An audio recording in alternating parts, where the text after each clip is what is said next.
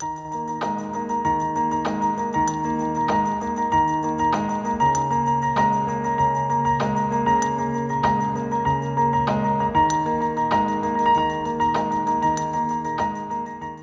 est chercheur et également cofondateur et directeur du Centre de recherche interdisciplinaire, le CRI.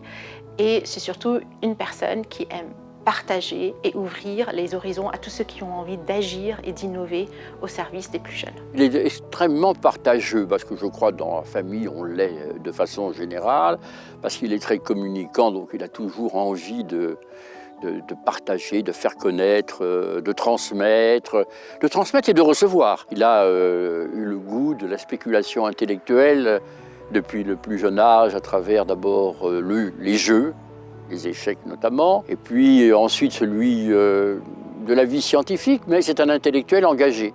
C'est aussi un rêveur, et finalement c'est à se demander si c'est pas parce que c'est un rêveur que c'est un penseur et que finalement c'est un homme d'action aussi. Voilà. Donc moi c'est ces trois dimensions qui sont assez fascinantes chez lui.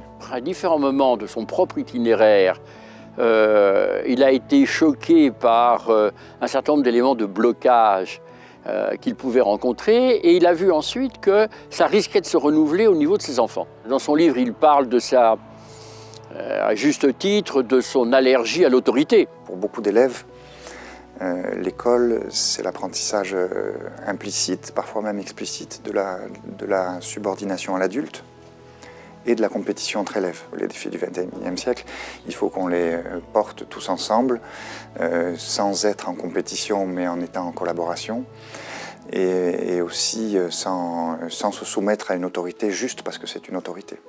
Ici, il n'y a pas d'hiérarchie entre le sachant, avec son savoir abstrait, et les savoirs professionnels.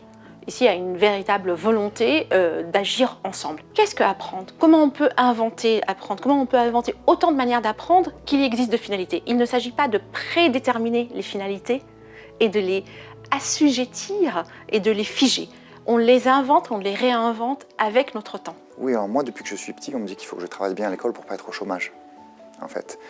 Et l'idée qu'on aille à l'école pour se construire en tant que personne est progressivement sortie du champ de l'éducation, parce que voilà, il faut surtout réussir à avoir un métier pour pouvoir gagner sa vie. Et je crois que c'est une des dimensions de l'éducation, mais c'est vraiment la petite porte.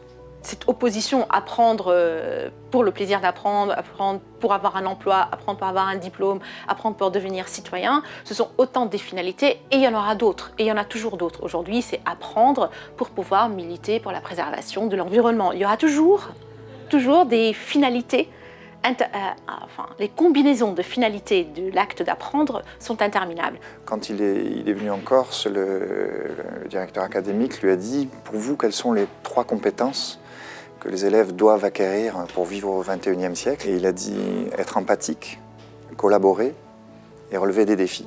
Ça, c'est vraiment le message profond du CRI.